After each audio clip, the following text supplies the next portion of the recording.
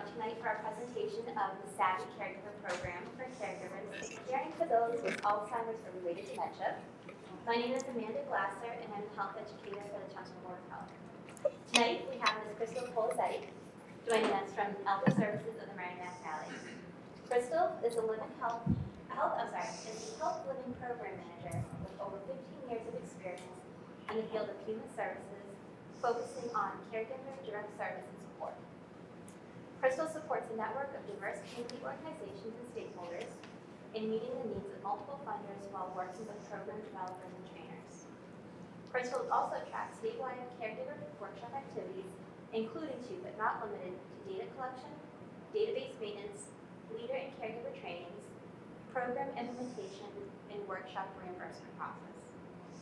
Crystal also provides technical assistance to statewide partners and develops a fidelity monitoring plan for the Savvy Caregiver program. Crystal creates and maintains marketing and outreach materials for the Healthy Living Center, along with managing the center's social media. Crystal is also the operations manager for the Evidencebased Leadership Council, where she processes contracts and budgets, drafts and submits progress reports, annual reports, and contract amendments. Crystal works with the new and current partners to ensure proper fiscal management.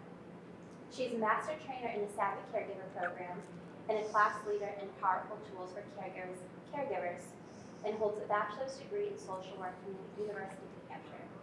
Thank you. Thank you, Amanda. Oh, thank you. That was very long. Thank you very much. Thank you, Amanda, for reaching out to me and giving me this opportunity to be here with you guys today. Thank you to the Board of Health. I'm excited to be here. So to kind of sum up what Amanda said, I work for Elder Services of the Merrimack Valley. I work in the Healthy Living Center of Excellence, which is a department within, and we run evidence-based programs. So the Savvy Caregiver, along with the 19 or so other programs that are on our little fact sheet that was back there, they're all evidence-based. So they're developed out of universities, most of them out of Stanford. This one was out of the University of Minnesota by doctors. It's study and it's proven effectiveness. We do a pre and a post test. They call it a test, it's more of a survey. But that's how we measure the effectiveness. That you take the same one before you start the training, and then we do it again at the end, and we hope that some of your answers have changed and that you're feeling more confident, whether it's being a better caregiver, managing a chronic illness, falls prevention, we kind of do it all. But for the purposes of today's presentation, we'll focus on caregivers. This is my specialty. I love this program, and I'm glad you guys are here. I will do kind of an overview of the program as a whole today. If you really like what you hear and you'd like to attend the 6-week training, I can help you find one in the Merrimack Valley, or we're a statewide network, so I can get you wherever it works best for you. And if you know other caregivers and you want to connect them too, I always love that. So that kind of sums that up. We're going to start with a little video today. It's about Alzheimer's disease. It can be a little intense. It's short, it's very to the point, and I just kind of want to start with that today. And then we'll go from there. What is Alzheimer's disease?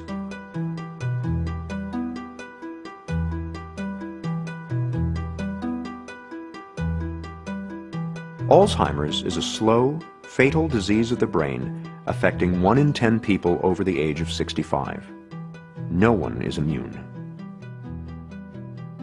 The disease comes on gradually as 2 abnormal protein fragments called plaques and tangles accumulate in the brain and kill brain cells.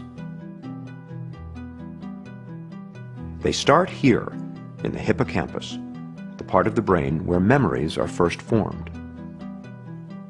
Over many years' time, the plaques and tangles slowly destroy the hippocampus, and it becomes harder and harder to form new memories. Simple recollections from a few hours or days ago that the rest of us might take for granted are just not there. After that, more plaques and tangles spread into different regions of the brain, killing cells and compromising function wherever they go.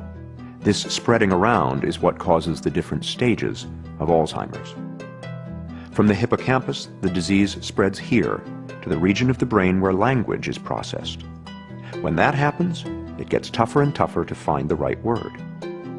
Next, the disease creeps toward the front of the brain, where logical thought takes place.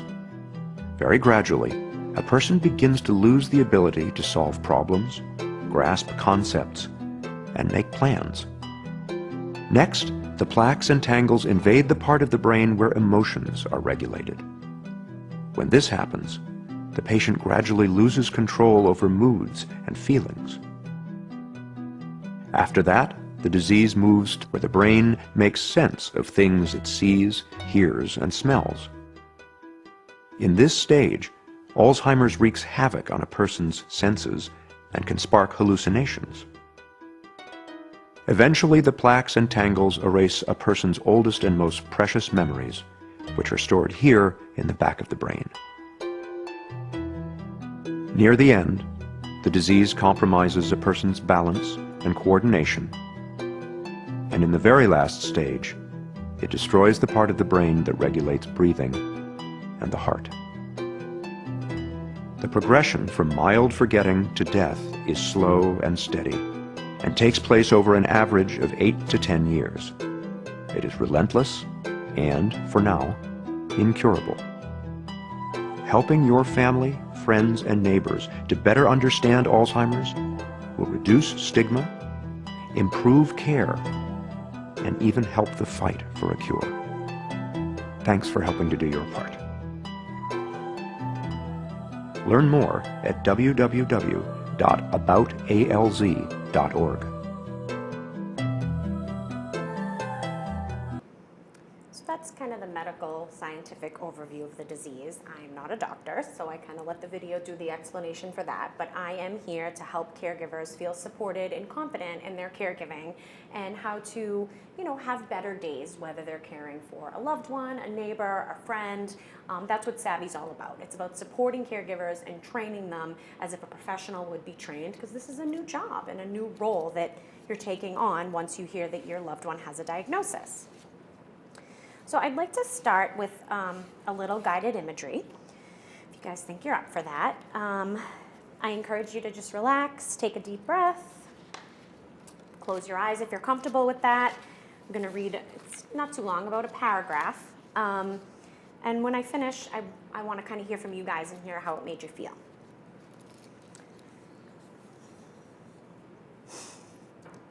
So I want you to imagine that it's winter. It's very bad weather and you're driving your car. Imagine that it is your least favorite time of day for driving. The light is very poor. Imagine that you are driving on your least favorite section of the freeway. Lots of merging traffic and lane shifting is going on. Now imagine that the road conditions are terrible. It's icy and slippery. Imagine that it's snowing. Wet, heavy snow that quickly covers your windshield. And your windshield wipers aren't working too well. Imagine that it's very heavy traffic, very little space between cars. And imagine that because of the traffic, you're being forced to drive much faster than you'd like. Imagine that there's a passenger with you, and that person is very nervous. He or she is talking excitedly. Imagine the car radio is turned on loud and is playing rock and roll music that you don't really like. In your side view mirror, you see an 18-wheeler about to pass very closely.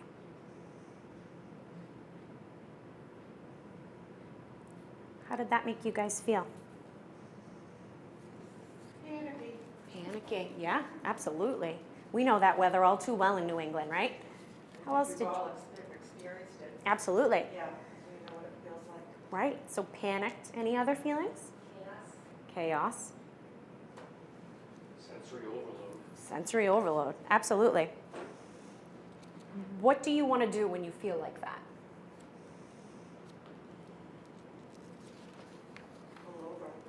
Pull over, right.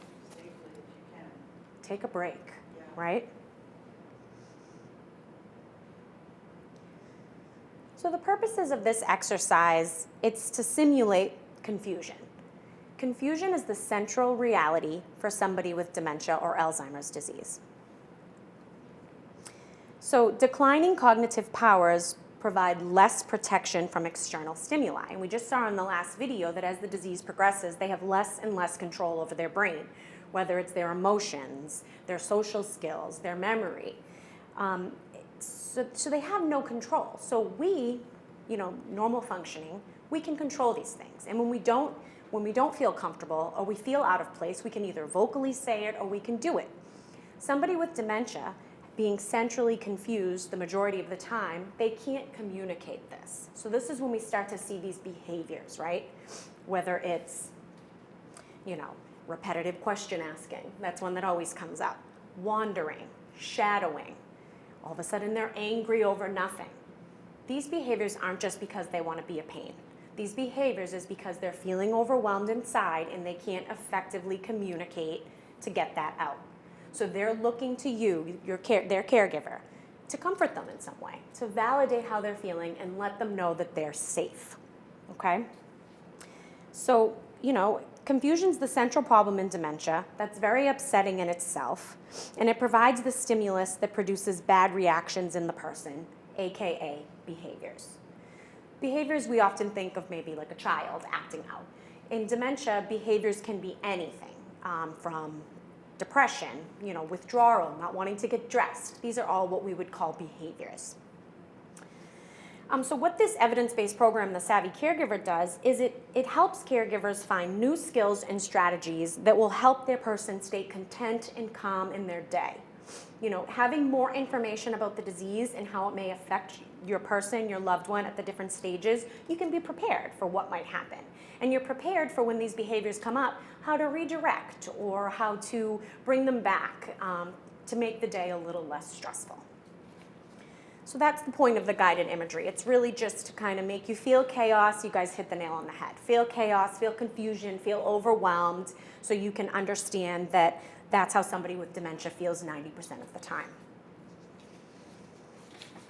So a little bit about the training. As I said, it's an evidence-based training. I want to review the program as a whole.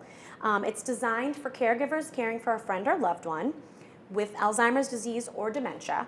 A formal diagnosis is not needed for a caregiver to attend the training.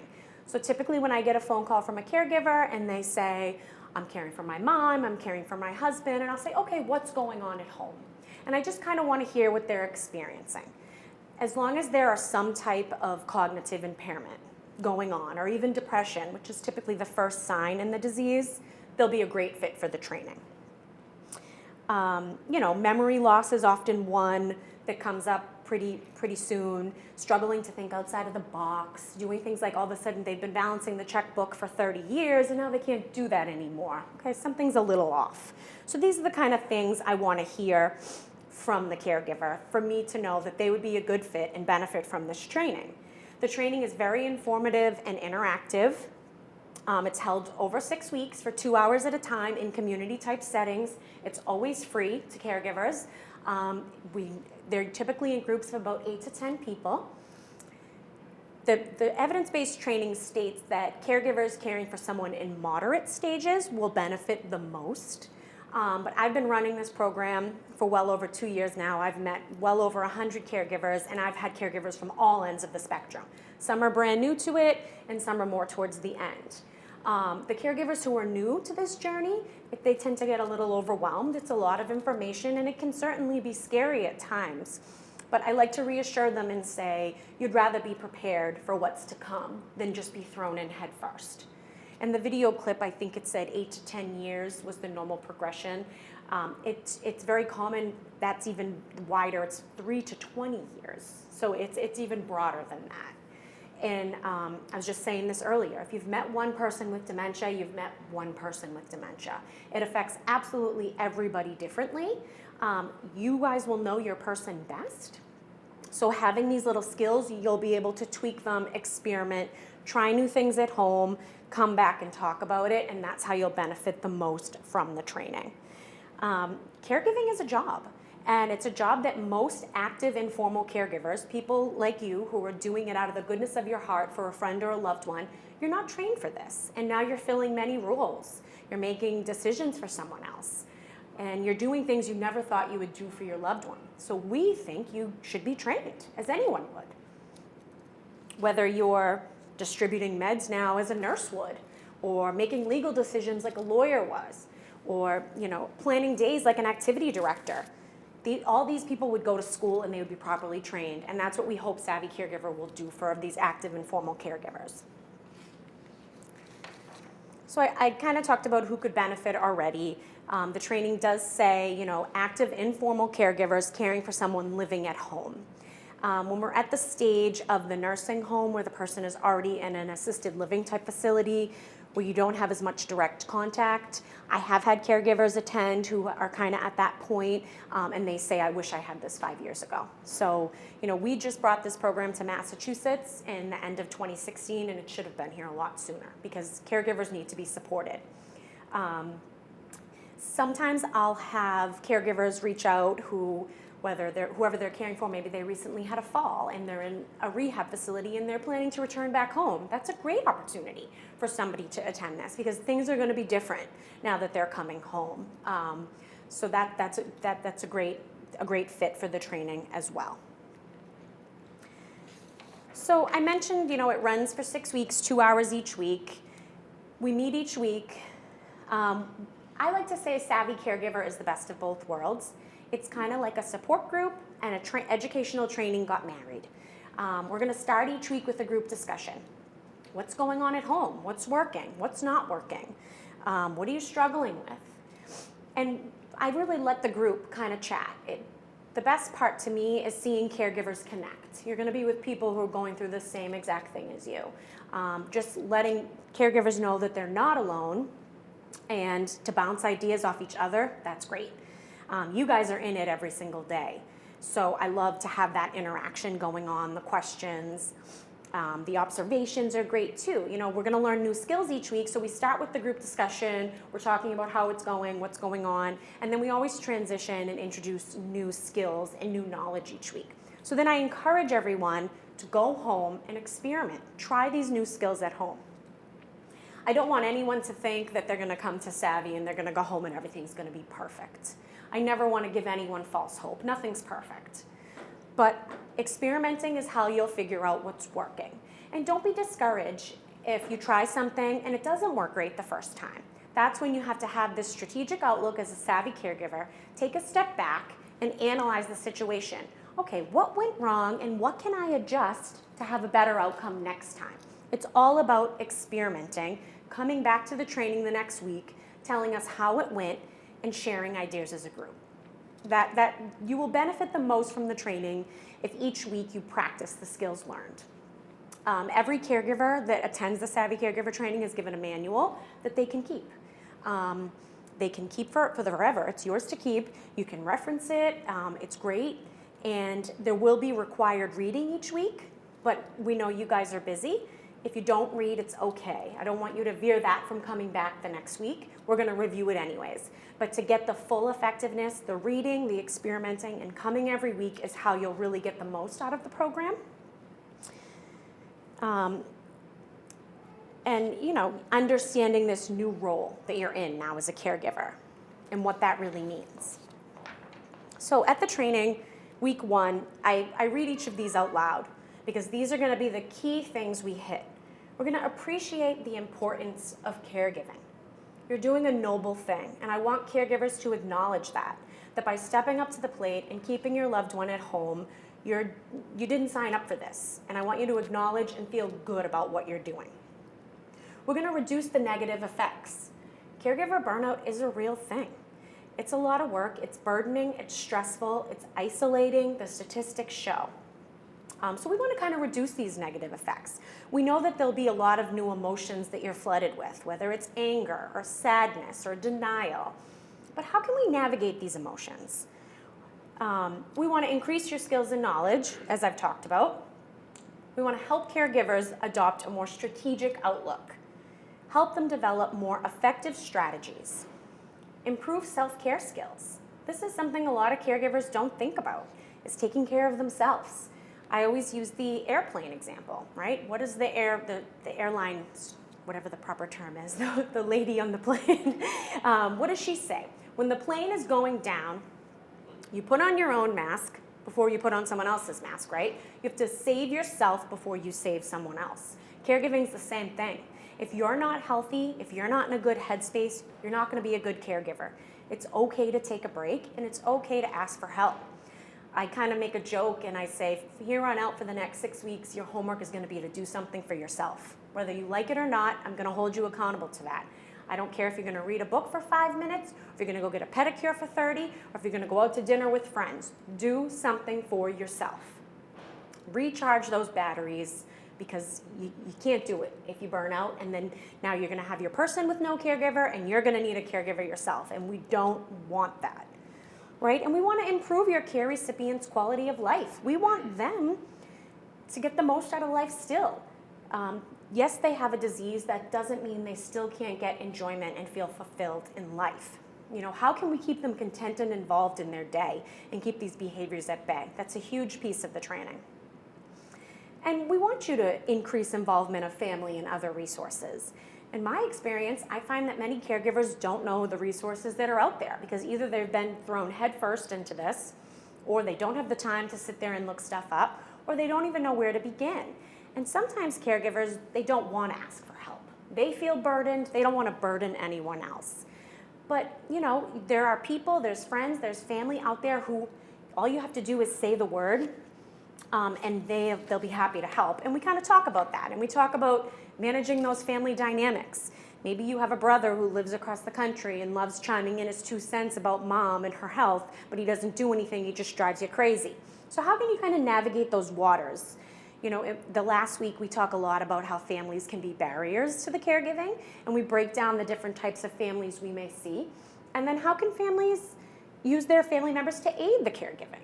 You know, maybe your sister works at a bank and she's great with money management, but she doesn't have much time to help out mom. Well, you say, you know what, you're going to handle the finances. And you pick and choose what will work for that person, and that takes a little stress off of you.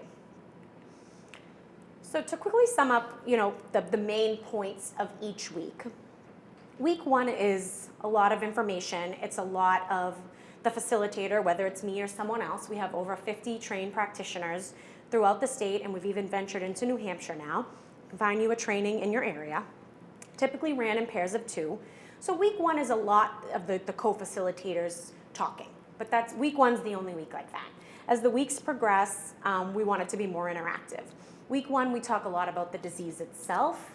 We talk about diagnosis of the disease, a little bit on medications. Again, I don't like to get too deep into the medical part because I'm not a doctor and I would hate to answer the question wrong. But we do briefly cover it. A lot about what the expectations of the training will be. By week 2, we start talking about these emotions that are associated with caregiving, which I kind of touched upon. And we introduce a feelings quadrant. And when you're feeling negative and powerless in your emotions and that you have no control and you don't know what to do, how can you get out of that? How can you move into a powerful, positive place? And we teach a little model that helps people do that. And we introduce the idea that you have to take care of yourself. And self-care is so important, and it's okay to take a break. By week 3, we introduce the staging system. For the purposes of this training, we use the Allen stages, which I'll get a little into as the slides go on. But that really helps caregivers estimate where their person or their loved one is at in the disease. Again, we're not doctors, and I don't want caregivers to get stuck in a stage.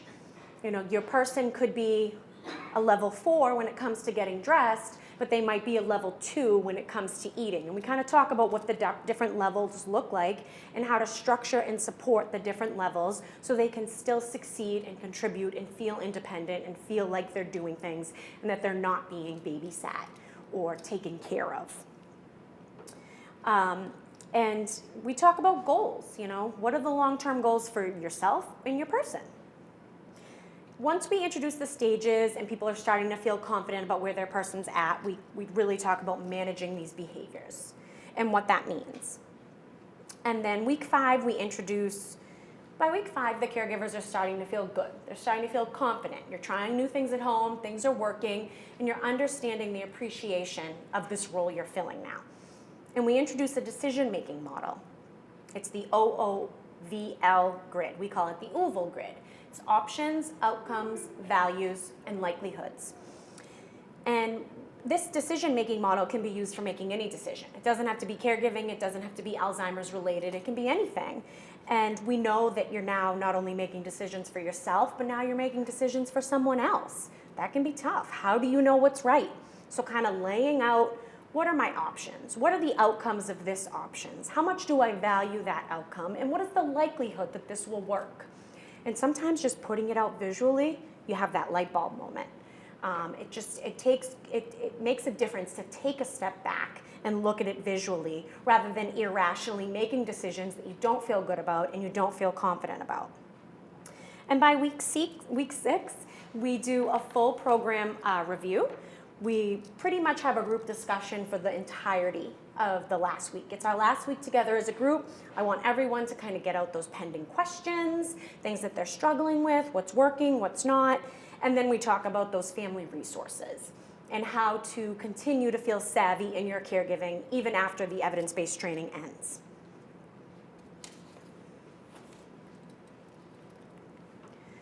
So this is the last slide about the points of the training. To sum it up, we're going to start with acknowledging the disease. This will allow caregivers to make a cognitive shift that they're in control and that's okay, and where to go from here.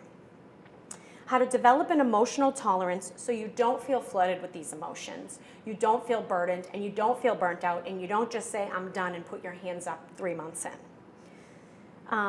We really want you to focus on your care recipient's strengths, right? I hear so much in the first couple weeks of the training is, well, my husband can't do this anymore, and my mother can't do that anymore, and my uncle can't do this anymore.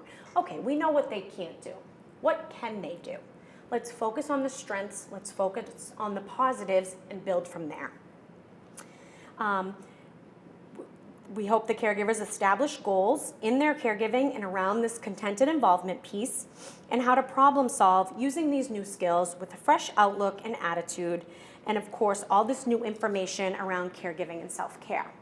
I also want to mention that every week of the training, we have what we call a resource table, and it's kind of like what we have back here. Week 1, I usually just bring general resources.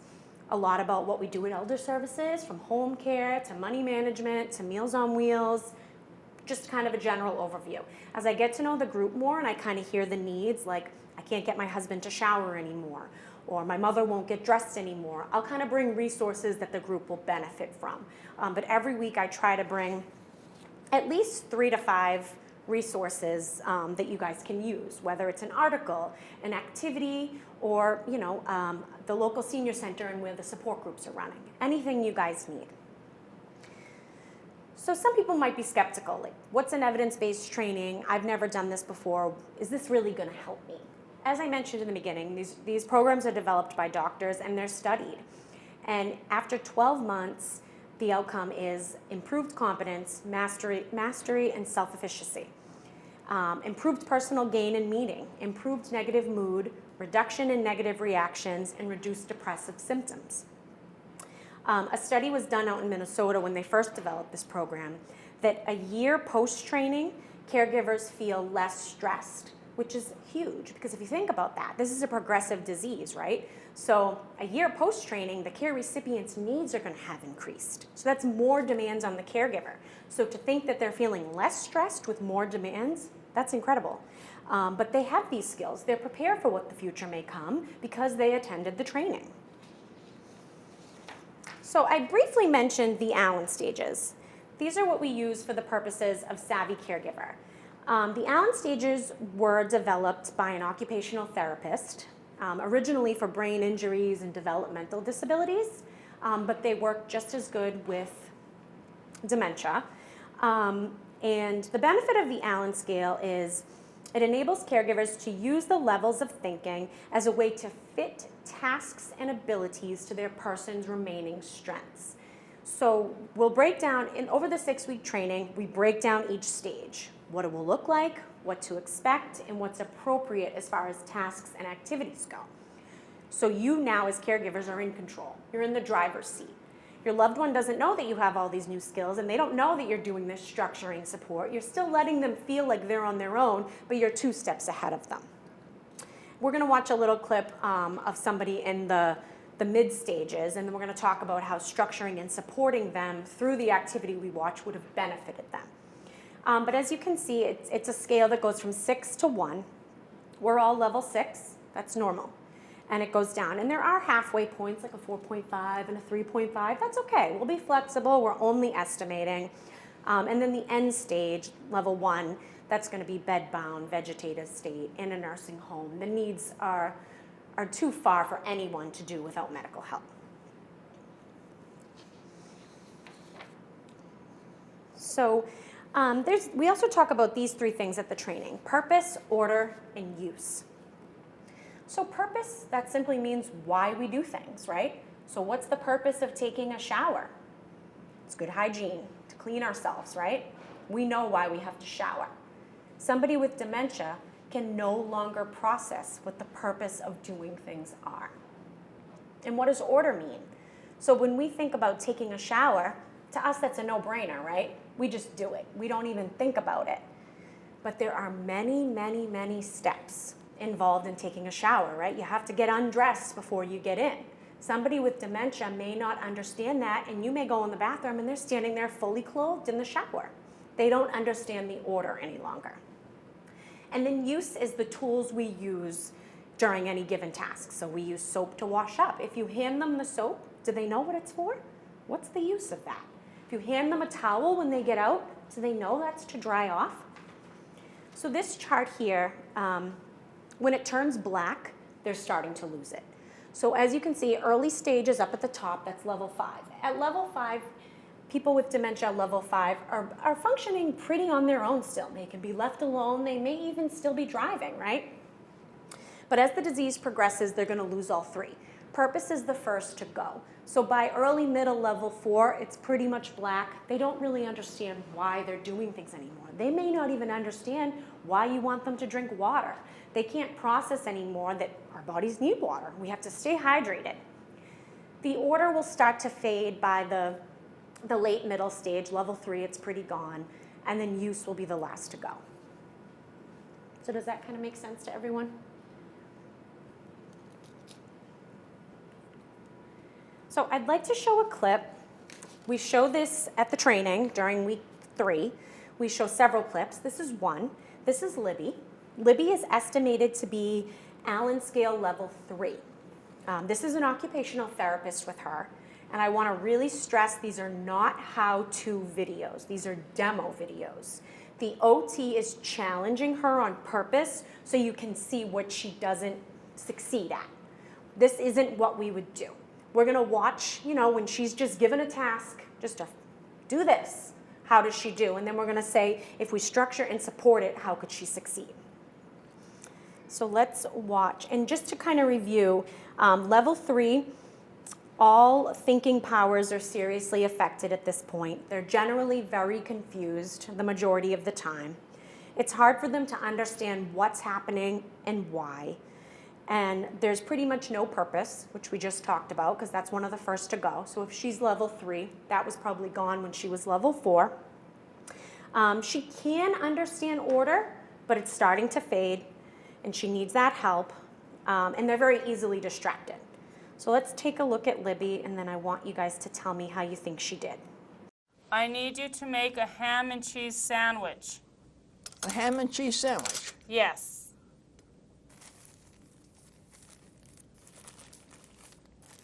I make a ham and cheese sandwich, you're going to be awful disappointed.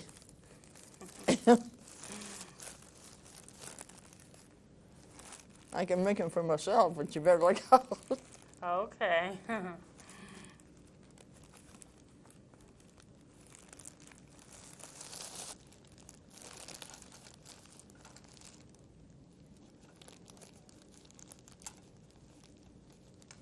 Undo before me, please. You want me to undo it for you? Okay.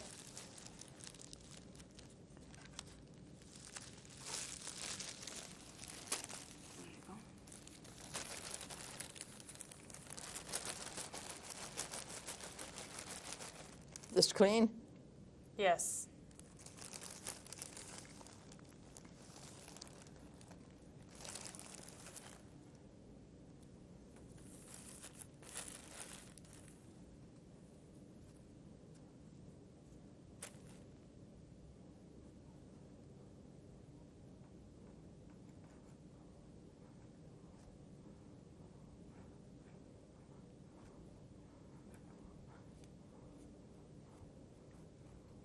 Libby, do you remember what I asked you to do?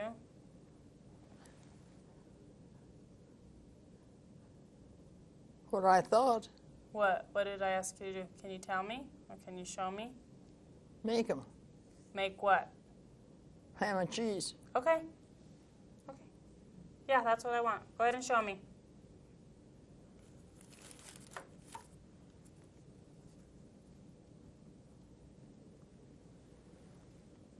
That's ham. Right? You want to go to This toast. is bread. Well, ham and cheese, yes, but what's it on? Bread. You ain't got it. This is bread.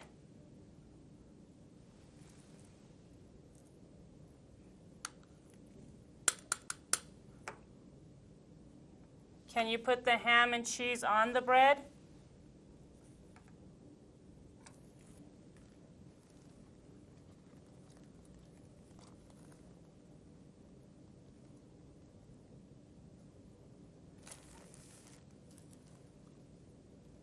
What's that, Libby?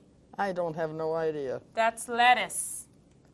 Well, you don't need lettuce. Can you put some ham and cheese on the bread?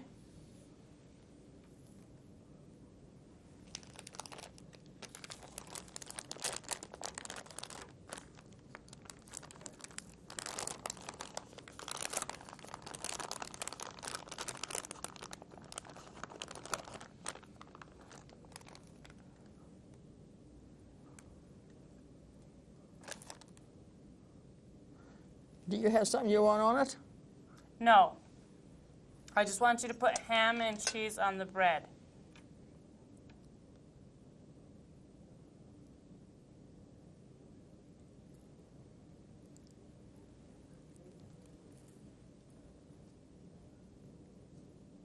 I think that's too wide.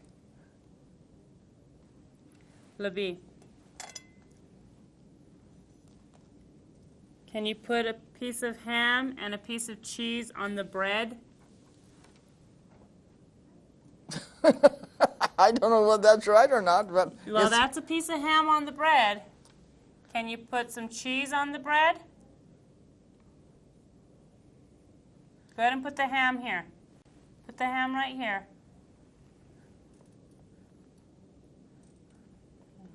Can you put a piece of cheese? Libby, can you put a piece of cheese on the bread?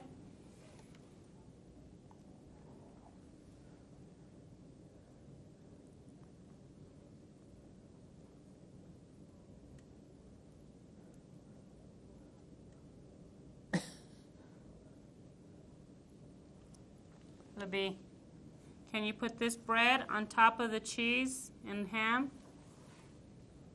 put that Yes. on Can you here. put this bread on top of that to make a sandwich? Leave the cheese there. Leave the cheese there. Can you put these slices of bread on there to make your sandwich?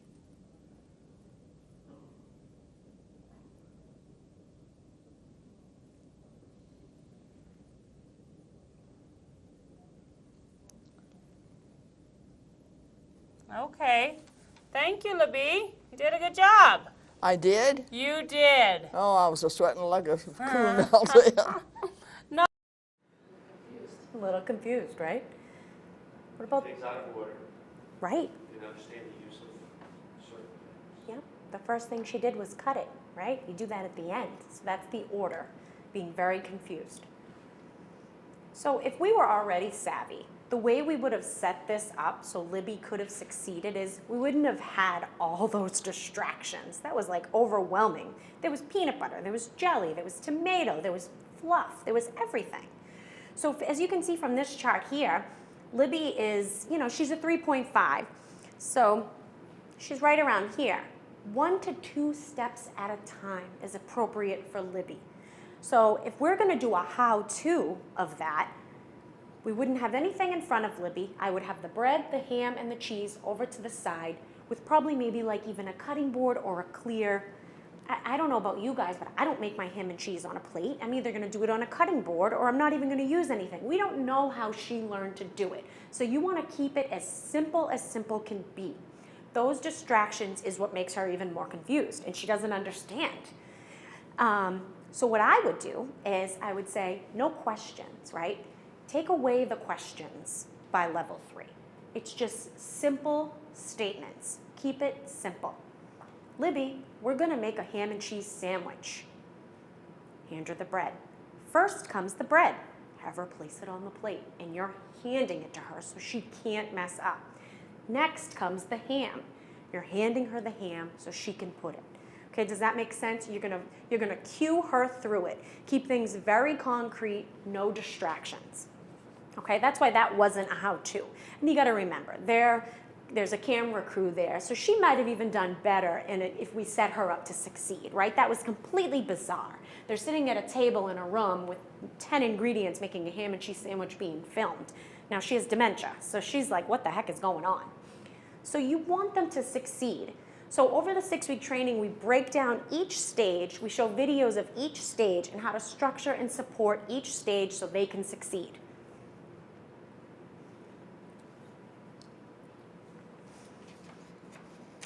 The more distractions, it's just going to create chaos.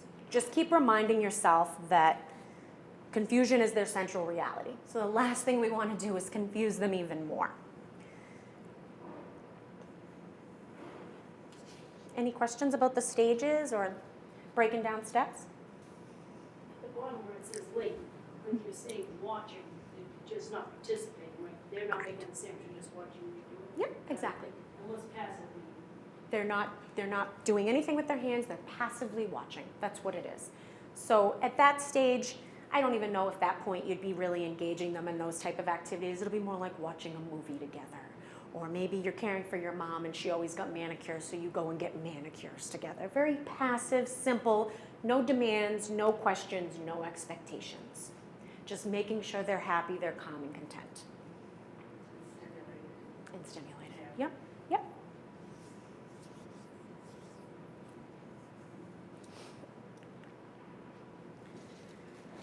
So at the end of the 6 weeks, these new knowledge, skills, and outlook is going to help the caregiver and it's going to help the care recipient. And this is the main focus of the training, and this is what I feel good if the caregivers walk away with one new skill or a better attitude or maybe one new piece of knowledge. You know, it's a lot, it's overwhelming, but you know, having these new skills is only going to help you and your loved one.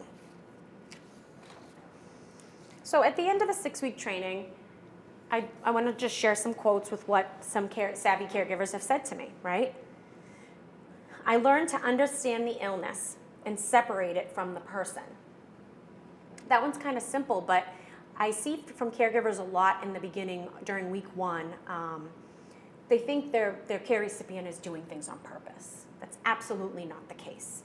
You have to separate your loved one and the disease. The disease is causing them to do that. You have to disassociate the two, because if you keep them together, you're not going to be able to get over that anger. You're not going to be able to get over that sadness and grief. You have to separate it and say, well, you know, this isn't my mom acting out on purpose. She had a bad day. You know, a lot of the times when they're asking what time it is for the 10th time that day, they don't care that it's 5 o'clock. They want to feel safe and secure. They want to feel validated. So maybe just giving them a hug. I had one caregiver tell me that she started dropping her husband off at Adult Day Health because she needed to go to work for a few hours and it was time for him to go, right? But she realized every day when she picked him up at 2 o'clock, he was miserable. So her first thing is, he must hate it there, right? He's not happy there. He's there from 10 to 2 and he hates it. But when she would check in with the workers at the Adult Day Health, they would say, he loves it here. He's great. He's engaged. He's playing cards. He's doing this. So she's like, what is with the anger when I see him? Well, she realized he wasn't having any snacks when he was there. And by 2 o'clock, and he couldn't tell them, hey, I'm hungry, because cognitively he couldn't get those words out anymore. So she knew he loved Dunkin' Donuts glazed donuts. So every day when she picked him up, she had his 2 little glazed donuts, and she'd bring him in and she'd hand him to him. He wasn't angry anymore. So it's little things like that. You have to really vibe off their cues, pick up on things. I think one of the funniest things a spouse caregiver told me was she couldn't get her husband to shower anymore She realized the only way she could get him to shower is if she got in the shower first, and then he'd follow her right in. So problem solved, right? So I've had caregivers say, I take more time for myself to do the things I want and not change plans. And I'm gonna add in, and not feel guilty about it.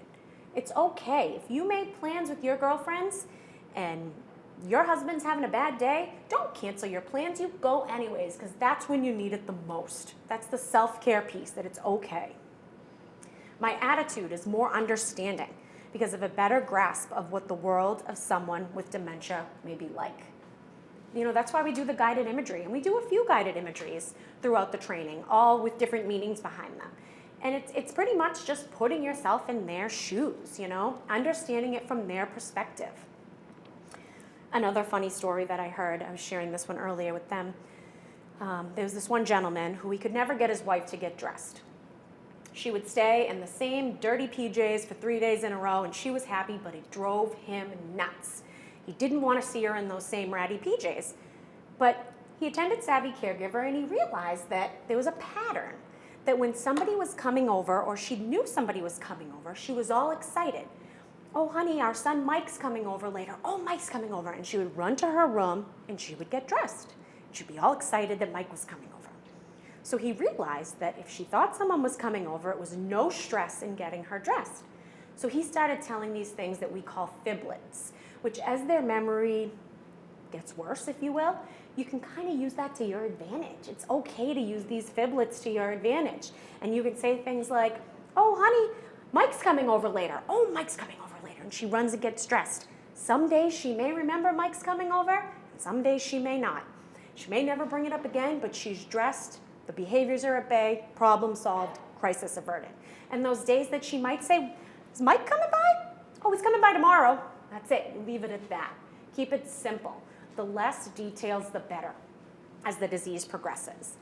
And sometimes caregivers don't feel comfortable with the fiblets, especially I've seen children caring for their parents. They have a hard time. I can't lie to my parent. Don't look at it like that.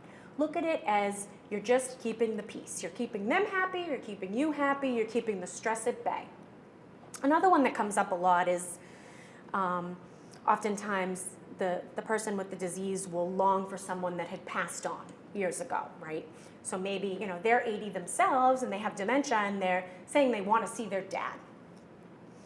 So you kind of use what you've known. So let's say I'm caring for my mother and my dad was a fisher. He was always out fishing on the weekends. So here's another day and here's mom asking, I want to go see her husband, whatever his name may be. Where is he? What is he doing? And you can say things like, I bet he's fishing and he's having the time of his life. You say things like that. Oh yeah, he does love fishing. There you go, problem solved. So those little fiblets, if you're comfortable with them, they can really come in handy as their memory gets worse. Early on, when they kind of realize that they're forgetting, that's when it's the toughest. It's when they're gonna say like, oh, I'm always forgetting. Or I forgot again, didn't I? That's gonna be the toughest, because you don't really want to let them know they're forgetting, but you just want to supply what's missing instead. Saying things like, don't you remember, and how did you forget, those are no-nos. You don't ever want to say that. Those are like triggering, and they're going to create more confusion. Just supply what's missing, tell a fiblet, redirect. Maybe they're longing for their parents who have been passed on for 30 years. Break out a photo album, start flipping through it and reminiscing, right? Maybe it's that time of day where they might start sundowning. Close all the blinds and put on their favorite funny movie, right? Distract, redirect, and get them content and calm. Then the behaviors will stay away. I'm going to kind of end with a few clips of caregivers who attended trainings I ran. This is Mary Ann. This is the lovely woman who said she would get in the shower to get her husband to get in. She's great. She's just wonderful, and I just kind of want to share this clip with you on what she took from Savvy Caregiver, in case you're kind of, should I do it, should I not, what am I going to get from it? This one really. The most enjoyable part of the Savvy Caregiver training for me was that it indeed was a caregiver training, not a patient training, a caregiver training, and just bouncing the ideas off of the other 13 participants in picking apart their ideas and knowledge was a great lifesaver. Case in point, The bathing issue, many different variables there. And I thought that one of the participants, her eyes were going to fall out when I said how I got around this was my husband. I said the only way I could get him to shower was to get into the shower with him. And I came to realize that he got in there and he didn't know what to do. So that's how we got around that. And many other issues were averted too by just bouncing ideas off each other. The most valuable piece of information I learned from the Caregiver program was that I cannot change the disease. I cannot change my husband's reaction to the disease or his behavior. The only thing that I can do is control my reaction to his behavior by implementing the involved caregiver, the involved approach, simple directives, and just listening to his concerns and validating him, but not going into crisis mode. A change I have made when working with my husband is using the decision-making grid on a regular basis, whether it be just a simple outing or a major lifestyle change, two of which I have just made. And that has been so helpful. And also the Allen scale. I need to reassess where I am at each given month, not every week, not every day, and see where we are in his progress or his decline, or just how he is on any given day. So that was very valuable for me. I am so thankful for this Caregiver program because it has allowed me to improve the quality of my life by giving myself permission to reclaim my life. All the people around me were saying, Mary Ann, you have to get out. You have to do this. You have to do that. But first, you have to save yourself. If you are not a good caregiver, if you are burned out, if you are depressed, you are of no use to your loved one. So reclaiming my life means going back to work part-time. And how can I do that? I use that decision-making grid, and I am almost there. I am about a month away, and I just can't thank the staff of Savvy Caregiver enough because they've made all the difference in the world. And I promise I didn't pay her to say that. She was, she was dynamite. I really make great relationships with them, and she was one of my favorites. And I reached out to her and I said, can you help me out and give me a little testimonial? And I gave her 4 questions, and I said, think about them, come with the script, whatever works for you. And she sat there, and I was just so happy. And she went back as a part-time dental hygienist, and she felt okay about doing that after attending Savvy.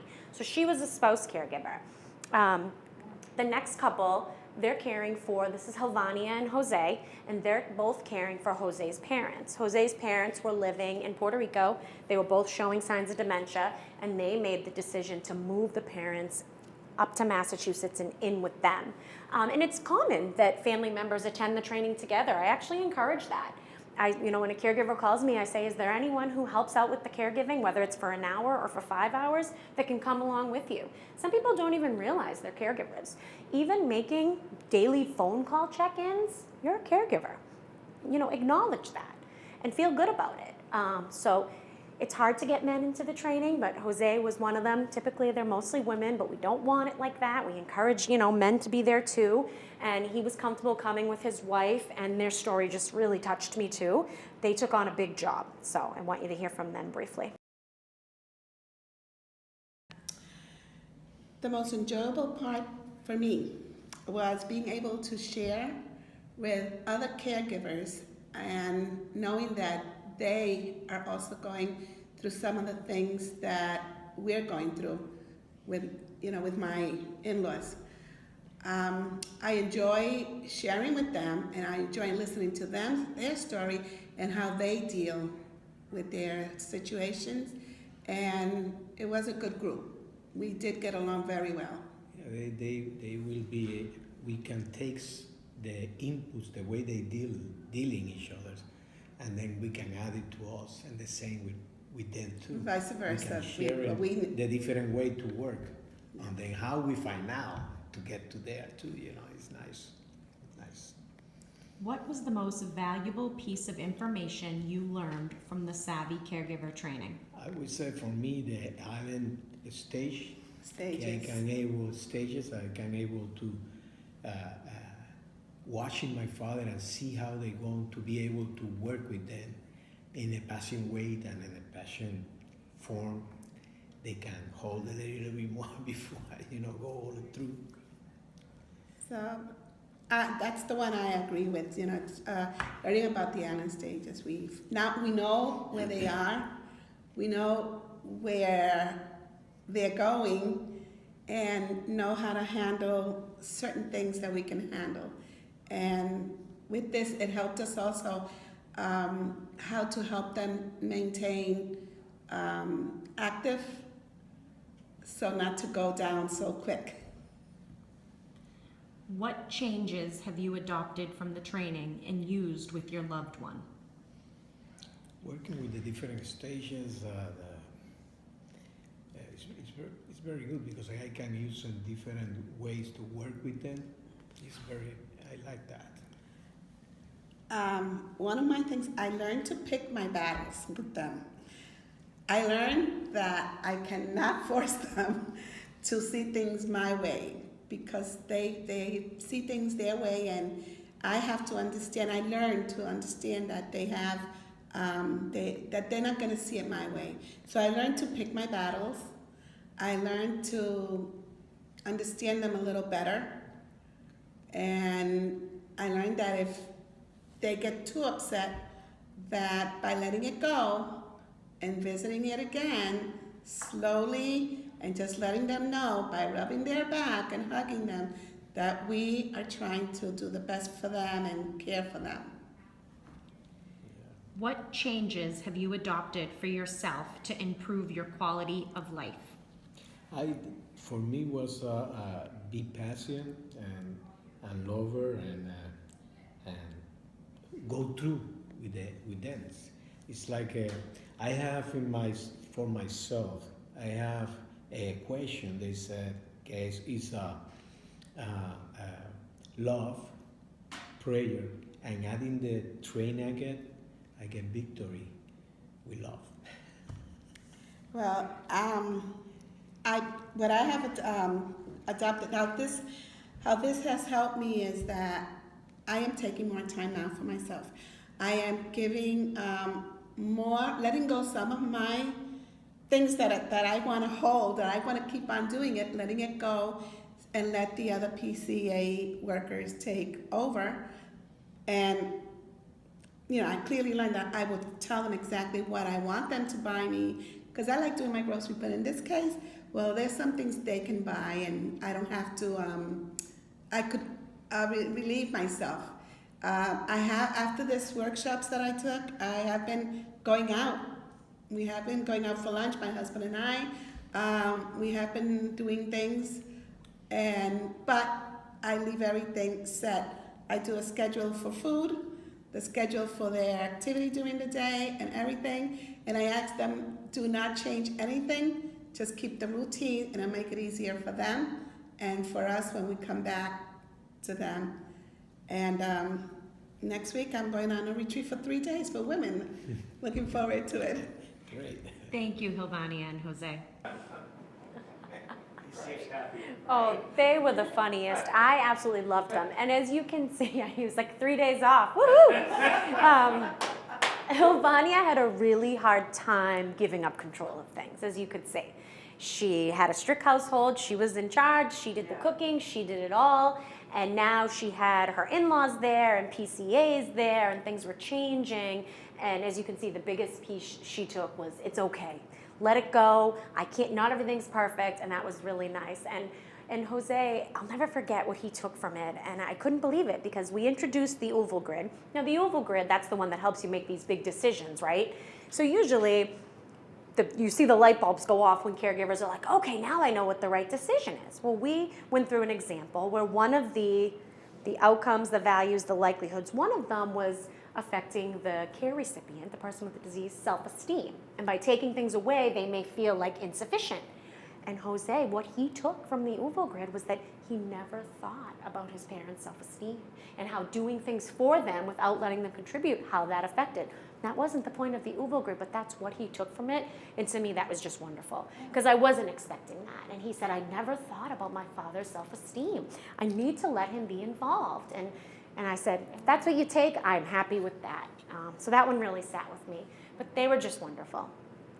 So that's pretty much it for today. If you're wondering where to find a Savvy Caregiver training, maybe you're ready to start one now, maybe you'll be ready in 6 months. To each his own. You can jump right on our website, healthylivingforme.org. It's the number 4. If you grab one of our fact sheets out back, all the info's on there. You can go right to the program schedule tab, plug in your zip code, plug in your cities, wherever you may be, and it'll show you ones coming up in your area. So it's pretty easy, pretty straightforward. You can follow us on social media too. That's a great way to keep up with what's going on. You can reach out to me directly. I'm always happy to talk to you guys. Here's some other love. That's my coworker Eddie in the red. She runs them with me. She's simply wonderful. She bakes cookies and snacks and homemade things, and we just have a lot of fun. But yeah, so that's it. So I hope this was beneficial for you guys, and hopefully it'll ease some of the stress of your caregiving journey. And thank you all for being here. Thank you. Thank you. Yeah, questions, absolutely. Can you recommend a book? Yes. Kind of on the topic of, conversation, like some people start the conversation with, oh, do you remember? Right. And it's so, all of a sudden, the whole shade comes on. Yeah. And so taking direction from another family member, they feel like it's an attack, but really, it's just useful information. Could you recommend a book that Absolutely. helps out with wordage? So there's 2 books that come to mind. Learning to Speak Alzheimer's. It's and I can't remember the authors, but just go on Amazon. I got them for like $8 each on Amazon if you buy them used. It's a wife, and it's her journey of caring for her husband through Alzheimer's. It's a really good one. That's like a nice, easy read. And then the 36-hour day, I've heard caregivers refer to that one as the Bible. That one's more of like a how-to, like I'm having trouble answering questions, you go to the index, you go to the chapter. That one's less of a read and more of a tool to just jump in and check out. Those are the 2 that come to mind. There's plenty more. If you grab my card and shoot me an email or a phone call, I can give you a list. And one of the resources I bring during Savvy is a list of books. There's also another book with a gentleman that I partnered with out of Frisbee Memorial Hospital in New Hampshire. It's Aging in Place with Dementia, and his is like a little cool, like little flipped manual that shows like different activities to like engage their brain. But he's also a PT, so it's like he encourages a little physical activity before setting them up for a task, and he says that like gets their brain moving. I just did a presentation with him at our conference on Tuesday, and he did one of his demos at the end, and it was really fun. So that was my first time seeing it, and I think you guys would like that one. It's easy, and that one's on Amazon too. So, but I have a list. I just can't remember them all. So please reach out to me. Any other questions? My sister is a caregiver for my father. Mm-hmm. They live in Alexandria, Virginia. Mm-hmm. Do they have similar programs like this that she might be able to attend out? They do, yeah. So I know when Amanda read my long bio, it mentioned that I'm part of the Evidencebased Leadership Council. So what that means is I nationally am like the secretary for all the really, really smart people. Hopefully I get there one day. There's this, it's eblcprograms.org. You can put zip codes throughout the nation, and it'll show you where what we call healthy living programs, people call them different things throughout the state, same exact programs. But yes, Virginia definitely offers them. What's the website again?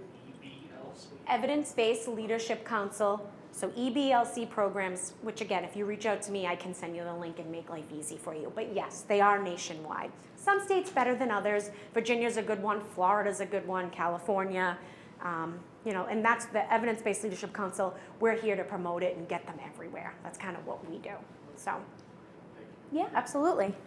So, just a question. Is dementia like the beginning stage of Alzheimer's? Or is there a difference? Nope. Can I steal that handout from out back? Dementia is an umbrella term.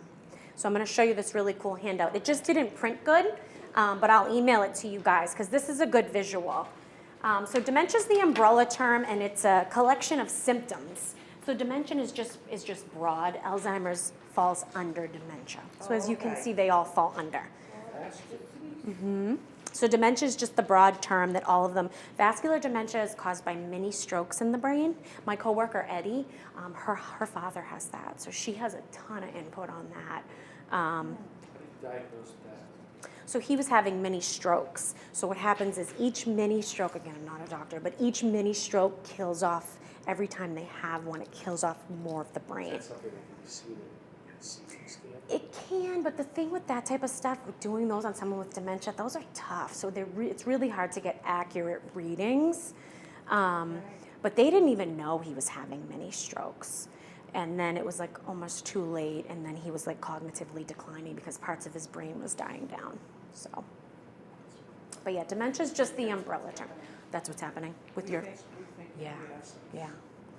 Oh, that's interesting. Yeah, it is. Yeah. And, you know, most doctors don't explain. I get this question all the time. Like, Yeah. is it the same thing? Is there a difference? You know, you have 10 minutes with a doctor. They're not specific. So week 1 of the training, we do kind of break these down one by one, very loosely, because I always kind of cringe if I get a medical question. I'm not prepared for that. But I can give you the very basic overview of them. But that's the best visual. Dementia is the umbrella term. They all fall underneath it. Yeah, I guess that was never clear to me. No, everybody says that. I didn't even know until I was trained in this, so it's very common, yeah. Very good. Yeah.